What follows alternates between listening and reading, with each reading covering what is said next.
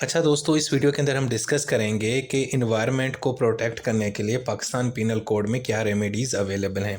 देखिए यार, वैसे ये जो पीपीसी है ना, ये तो आपको पता है कोई डेडिकेटेड इन्वायरमेंटल लॉ तो नहीं है। ये तो एक जनरल कानून है जिसमें मुख्तलिफ़ किस्म की सज़ाएँ, उनकी डेफिनेशन और किसको कितनी पनिशमेंट होती है, क्या फ़ाइन वगैरह सारा कुछ दर्ज है, ठीक है। लेकिन फिर भी इसके अंदर कुछ ऐसी चीज़ें मौजूद हैं, कुछ ऐसी सज़ाएँ या क्रिमिनल ऑफेंसेस का ज़िक्र है जिससे पॉल्यूशन होती है, पब्लिक न्यूइसेंस होती है या कोई लापरवाही करता है जिससे इंसान की सेहत मुतासर होती है, तो इनको इन्होंने यानी क्रिमिनलाइज़ किया हुआ है इस कानून के अंदर। यानी इस कानून में भी कुछ ऐसी यानी कि हैं रेमेडीज़ जिससे ज़रिए आप एनवायरनमेंट को प्रोटेक्ट कर सकते हैं और पब्लिक हेल्थ को भी प्रोटेक्ट कर सकते हैं।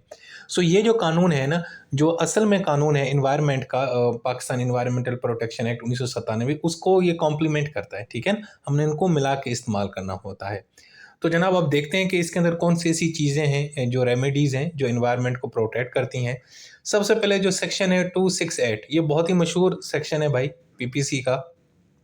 इसका टाइटल है पब्लिक न्यूइसेंस। पब्लिक न्यूइसेंस का मतलब ये होता है कि जब कोई शख्स कोई ऐसी हरकत करता है जिससे पब्लिक मुतासर होती है, यानी कि रास्ते पे कोई आपने यानी कि कचरा फेंक दिया या आपने रुकावट खड़ी कर दी या शोर किया या रास्ते में आपने मतलब कुछ भी ऐसा काम करना जिससे पब्लिक को परेशानी हो और जो इर्द-गिर्द के जो लोग रहने वाले हैं आपके इलाके में या आपके पड़ोस में उनको तकलीफ़ हो, ठीक है ना? और उनकी सेहत मुतासिर हो या उनकी ज़िंदगी को कोई नुकसान हो, तो हम इसको बोलते हैं पब्लिक न्यूइसेंस। तो इसमें एनवायरनमेंट के हवाले से भी कुछ चीज़ें आती हैं कि बाज़ औक़ात लोग क्या करते हैं, कोई इंडस्ट्रियल या इंडस्ट्री का जो एक वेस्ट होता है जो वो डंप कर देते हैं, रोड पे फेंक देते हैं या जनाब कचरा जला देते हैं, ठीक है? या कोई एक ख़तरनाक किस्म का जो वो होता है, कचरा होता है, उसको जला देते हैं या जनाब कोई एक फैक्ट्री है, वो क्या करती है, कोई टॉक्सिक किस्म का जो स्मोक है, वो रिलीज़ करती है। अब ये इस तरह की जो भी हरकत है, अब इससे क्या होती है, पब्लिक न्यूइसेंस होती है, आवाम बेचैन होती है, परेशान होती है, उनकी सेहत को नुकसान पहुँचता है। तो ये जो सेक्शन है 268, ये हम इस्तेमाल कर सकते हैं एनवायरनमेंट को प्रोटेक्ट करने के लिए और अपनी सेहत को प्रोटेक्ट करने के लिए। पहली तो चीज़ ये होगी भाई। आगे कुछ और सेक्शंस हैं, अब मैंने क्या किया है, इनका जो सीक्वेंस है ना, वो आगे-पीछे किया है आप लोगों की आसानी के लिए, तो ज़रा आप लोगों ने परेशान नहीं होना। अब इसमें सबसे पहले एयर पॉल्यूशन। सेक्शन 278 में है ज़िक्र है कि जो शख्स हवा को आलूदा करेगा, ठीक है?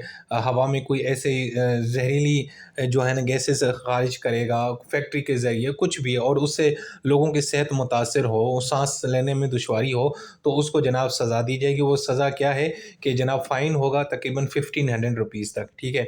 उसके बाद है वाटर कंटेमिनेशन सेक्शन 277, इसमें भी ये है कि कोई शख्स जो अगर पीने का पानी है, इलाके का पानी है, कोई फ़िल्टर प्लांट है, कोई रिज़र्वायर है, कुछ भी है और उसको वो आलूदा करता है, उसको ख़राब करता है, तो उसको भी 3 माह तक जो है ना वो जेल में रखा जा सकता है और साथ में 1500 रुपीज़ का फ़ाइन भी और ये दोनों सज़ाएँ भी हो सकती हैं।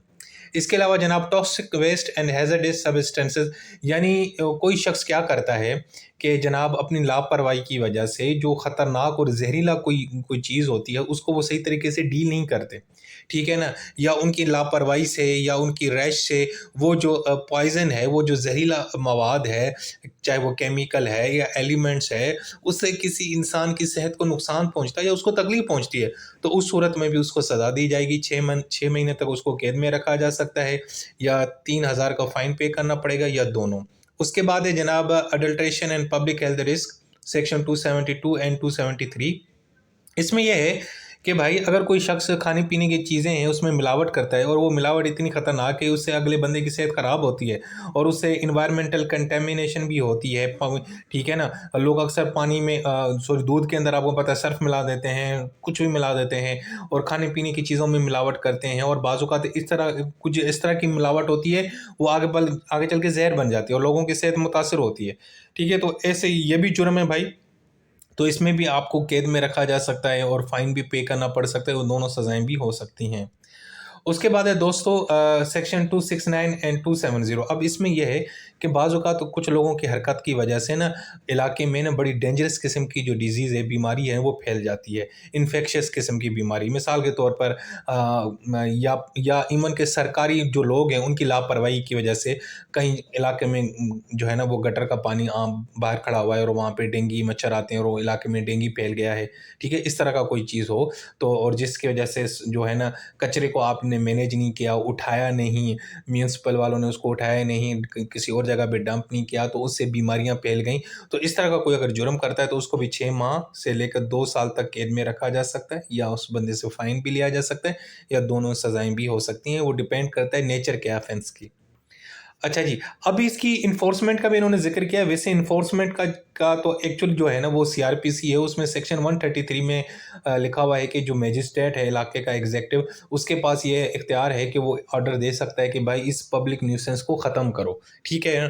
लेकिन यहाँ पे भी कुछ ज़िक्र है, जैसे सेक्शन 291 में इसमें ज़िक्र है कि अगर एक फैक्ट्री है और वहाँ से जो है ना वो एक जहरीला किस्म का जो धुआं है वो खारिज करती है, और हालांकि अथॉरिटीज़ ने या अदालत ने उसको हुक्म दिया है कि भाईजान ये ना करो और इसको रोको, लेकिन फिर भी उसने इग्नोर किया है, तो फिर उसको उसके खिलाफ कार्रवाई होगी सेक्शन 291 के तहत, और उसमें 6 महीने तक उसको सज़ा हो सकती है, कैद में रखा जा सकता है, या उससे फाइन लेंगे, या दोनों सज़ाएं हो सकती हैं।